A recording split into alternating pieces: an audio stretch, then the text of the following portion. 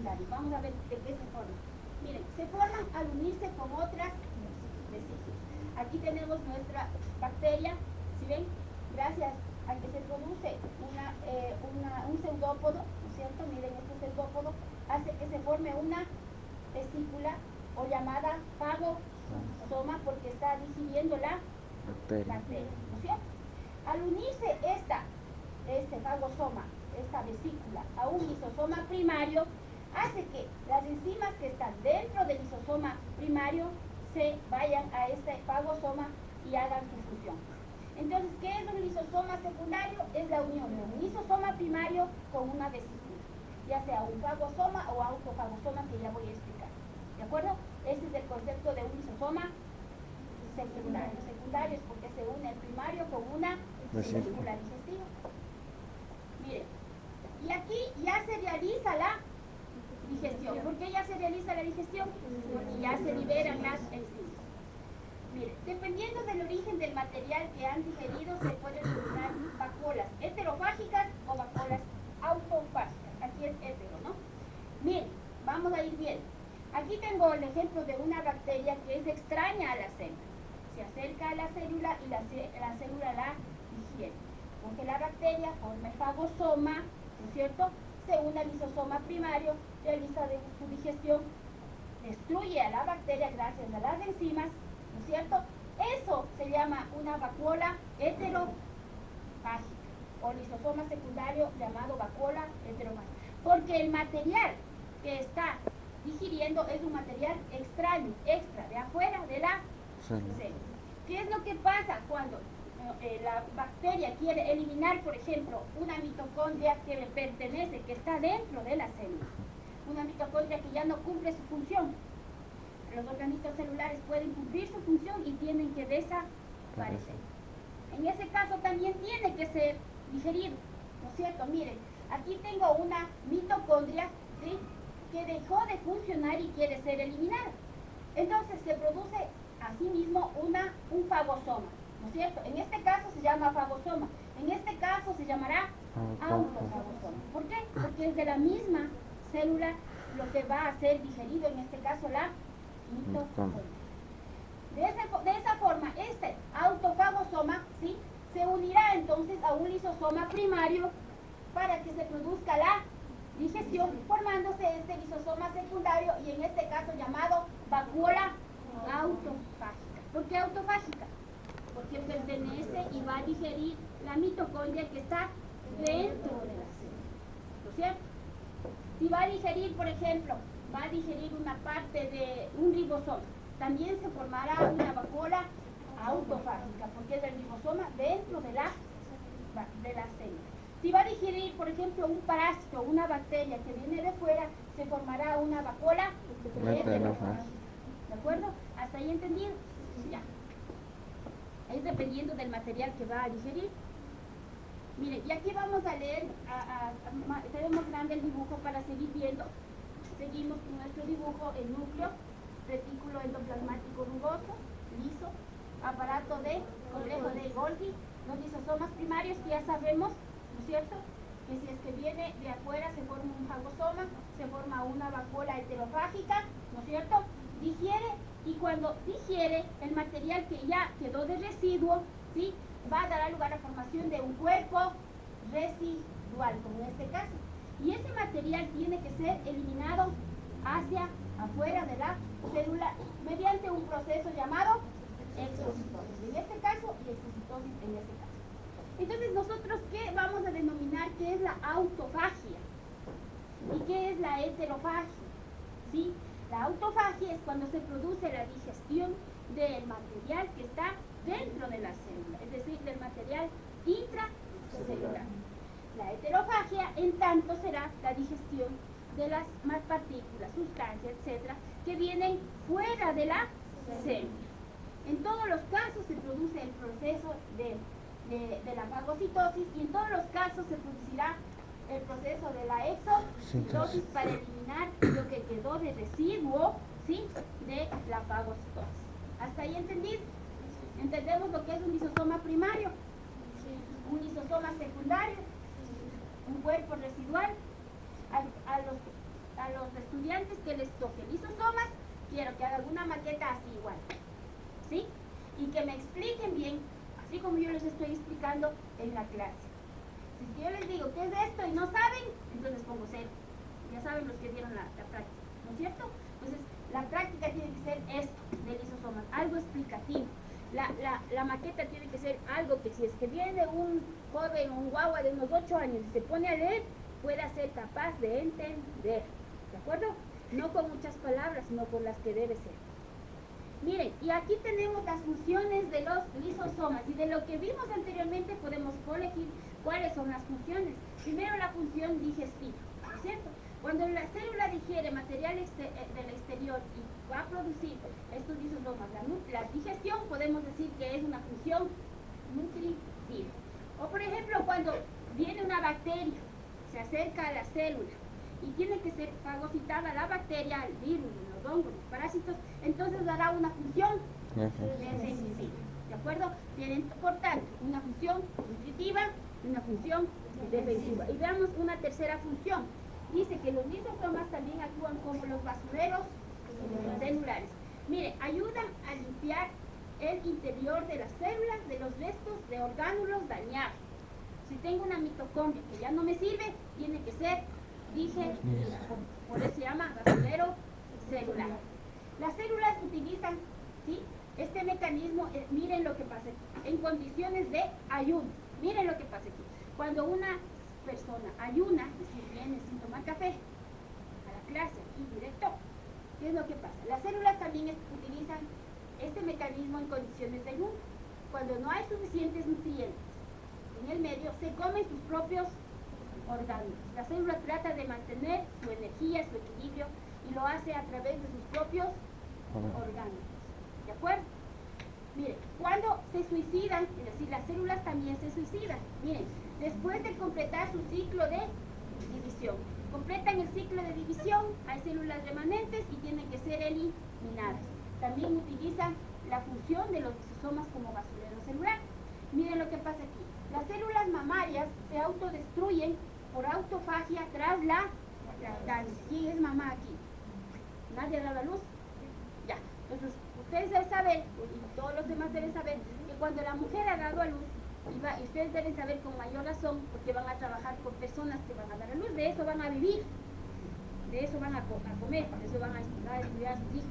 Entonces, ustedes, si no saben bien lo que es, entonces la paciente viene y les pregunta, y se quedan en Babilonia, y la paciente se nota clarito que la persona que le está atendiendo no sabe nada.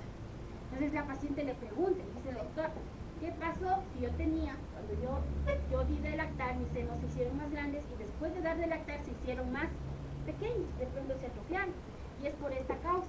Las células mamarias se autodestruyen por autofagia tras la lactancia, ¿sí? Por eso es que tiene la mamá la capacidad de realizar, de producir leche mediante las células mamarias, se hacen más grandes, producen leche y después van a hacerse más pequeñas las mamas, porque hay una autodestrucción de las células mamarias, ¿de acuerdo? Y eso tienen que saber. Y pobres de ustedes que no se toman el examen. Si no saben, cero. Miren, esto ya vimos, ¿no? Miren, y las enzimas más importantes, como habíamos dicho, para la digestión. Si quiero digerir lípidos, utilizaré ¿qué enzima? Todo lo que es asas es enzimas, porque todo lo que termina en asas es enzimas. Si quiero digerir carbohidratos, utilizaré glucosidasas. Si quiero digerir proteínas, utilizaré proteasas. Y si quiero digerir ácidos nucleicos, utilizaré nucleasas. Vamos a ver someramente lo que es el núcleo celular. Sí, este es un capítulo muy largo, sin embargo, vamos a ver algo someramente, ¿sí? Miren, el núcleo celular, ¿qué es lo que pasa? Controla las reacciones de la célula y también la reproducción celular. Contiene ¿qué? ADN o genes, y contiene también cromatina y jugo nuclear. Miren, aquí tenemos el dibujito y vamos a leer nuevamente nuestro dibujito, ¿de acuerdo? Tenemos ribosomas, miren, los ribosomas, ¿sí? Tenemos una membrana, la membrana que recubre el núcleo celular también tiene la característica de ser una bicapa lipídica, teniendo una membrana interna y una membrana externa, ¿cierto? También tenemos aquí dentro estas condensaciones negruzcas llamadas cromatita. Dentro de esta tenemos el nucleolo y entre una y otra membrana tenemos un espacio perinuclear. Igual ya habíamos visto que las membranas se condensan, se unen y se fusionan y dejan un espacio llamado poro nuclear. ¿Sí? Este es un dibujo más o menos que les he tomado para que ustedes más o menos aprendan que es un núcleo celular. ¿De acuerdo? Entonces a las personas que les tocó núcleo, quiero que hagan una maqueta de esto de acá. El nucleolo, miren, dice, no tiene membrana limitante.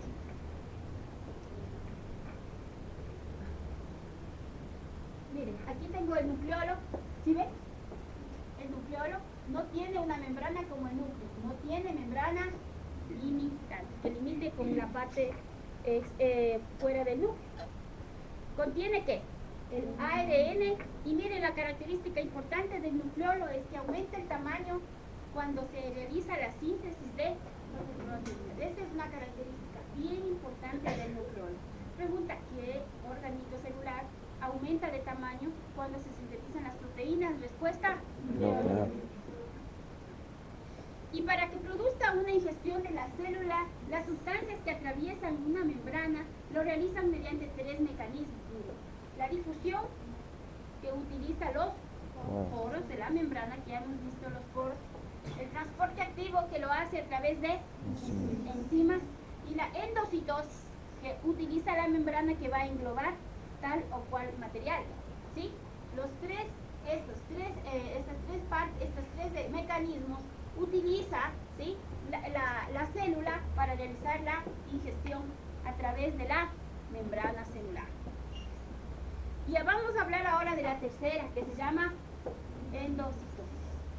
Miren, fagocitosis y pinocitosis en común. Lo común entre las dos es que las dos son una ingestión de un material, ¿no es cierto? Líquido o lo que sea. Mira, la fagocitosis, mientras que es la ingestión de un material particulado grande, como por ejemplo bacterias, células, etcétera, etcétera, etcétera. La pinocitosis también es una ingestión, pero la diferencia es que ingiere ¿qué? Líquido o pequeñas partículas disueltas en líquido. Esa es la diferencia entre fagocitosis y pinocitosis, que la fagocitosis ingiere material particulado grande y en cambio la pinocitosis ingiere líquido o partículas muy pequeñas disueltas en líquido. ¿Sí? Esa es la diferencia. Ahora vamos a ver con un ejemplo. Miren, la fagocitosis, tenemos aquí un material particulado grande, que sería en este caso, digamos, una bacteria. La membrana viene, ¿no es cierto?, la engloba y forma un fagosoma. ¿Sí ven? En cambio, en la pinocitosis no hay ningún material particular grande, de pronto hay materiales pequeños disueltos en líquido. ¿Sí? La membrana hace una vesícula, engloba y forma que aquí una vesícula en la pinocitosis. En cambio, en la fagocitosis se forma un fagosoma. Eso es bien importante, la diferencia. Mientras que en la una se produce un fagosoma, en la otra se producirá una vesícula. Bien, en la fagocitosis, cuando se va a producir la fagocitosis, miren, los objetos entran en contacto con la membrana. Aquí tengo los objetos que están entrando en contacto con la membrana celular. Las células las que van a fagocitar, tienen generalmente carga electronegativa. Y lo bueno es que si tienen carga electronegativa, ¿qué van a traer? Cargas electropositivas. Miren, estos rechazan los objetos, por tanto, electronegativos, porque si es negativa, ¿qué va a rechazar? Objetos electronegativos. ¿Y qué va a traer? Electropositivos. Y generalmente los tejidos lesionados, cuando por ejemplo se produce una herida, se produce detritus, generalmente los tejidos que están lesionados son electropositivos. Y gracias a eso es que la célula fagocita estos materiales que están ya nocivos, que ya no sirven, y puede digerir estos elementos positivos, porque la membrana es electronegativa. ¿Sí? ¿Esa parte se entendieron? Miren, La pinocitosis, igual que en la fagocitosis, para que se produzca la pinocitosis, el material que va a entrar, esta sustancia va a entrar en contacto con la membrana igual que en la fagocitosis. Mientras que en la fagocitosis, los objetos que son grandes entran en contacto con la membrana, en la pinocitosis entrará en contacto con la membrana que la sustancia, porque que la pinocitosis va a digerir líquidos, ¿cierto? Mira, ¿qué va a pasar una vez que la sustancia se ponga en contacto con la membrana? Miren, la membrana se invagina. Miren, ¿qué diferencia hay? ¿Qué diferencia existe entre esto que se invagina, que va hacia adentro, que es un invaginar, y esto que sale hacia afuera y forma un fagosoma?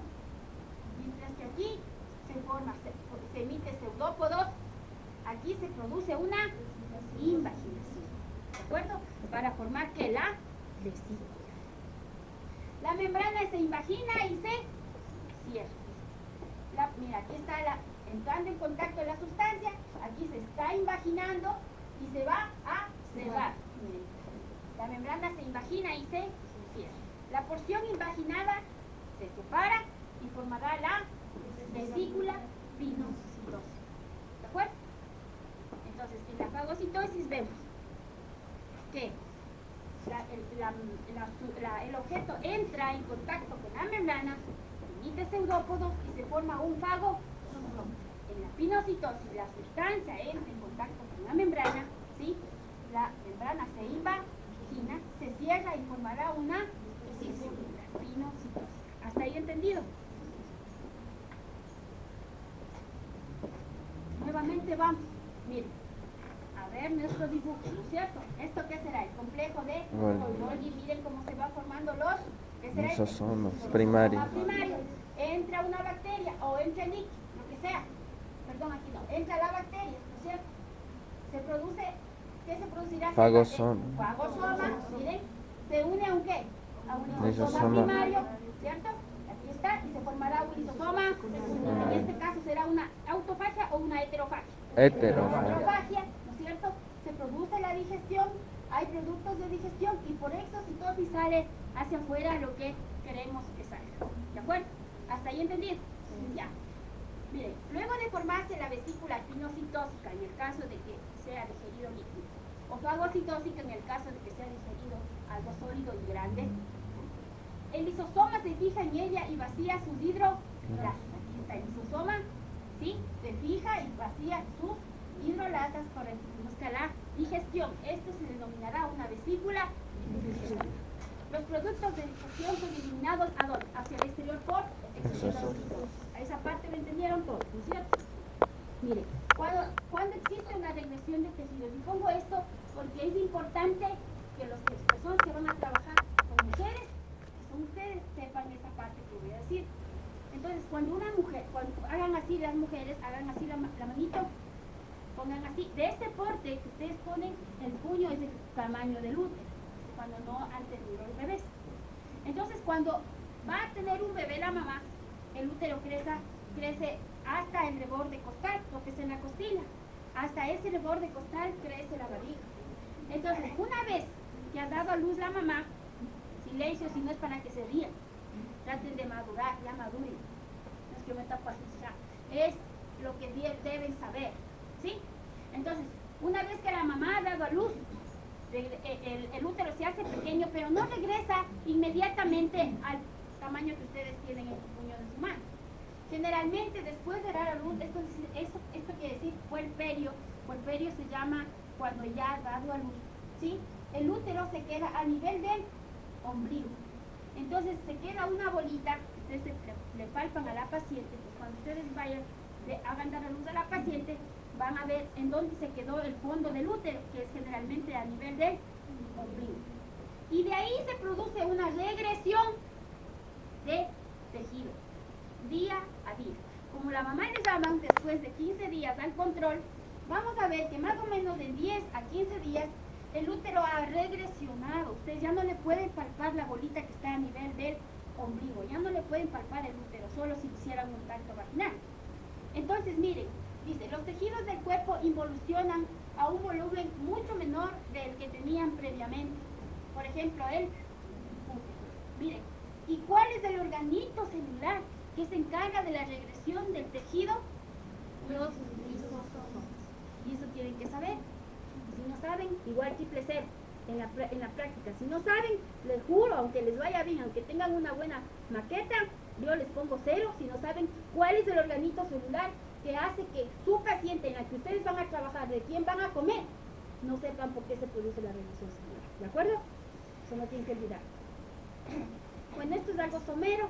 La obtención de la energía de los elementos nutritivos, vamos a ver así. La obtención de la energía, ¿cierto? Se obtiene de los hidratos de carbono, la glucosa, de las proteínas, los aminoácidos, y de grasas a los ácidos grasos. De lo poco a lo mucho y de lo mucho a lo poco. ¿De acuerdo? Eso ya saben, ¿cierto?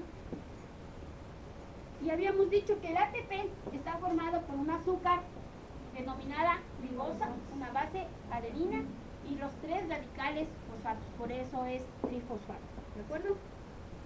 Y que el ATP, ¿sí?, cuando hace alguien un proceso energético que gasta energía, disculpen, que gasta energía, entonces tiene que eliminarse la energía, se separa un ácido fosfórico y del ATP da lugar a la formación del ADP. Y si es que esta flecha está para los dos lados, quiere decir que este proceso es reversible o es irreversible. Reversible. Por tanto, si el ADP nuevamente, ¿sí?, adquiere un ácido fosfórico, se transformará nuevamente en un ATP. ¿De acuerdo? Bueno, esto es para, vamos a ver la otra.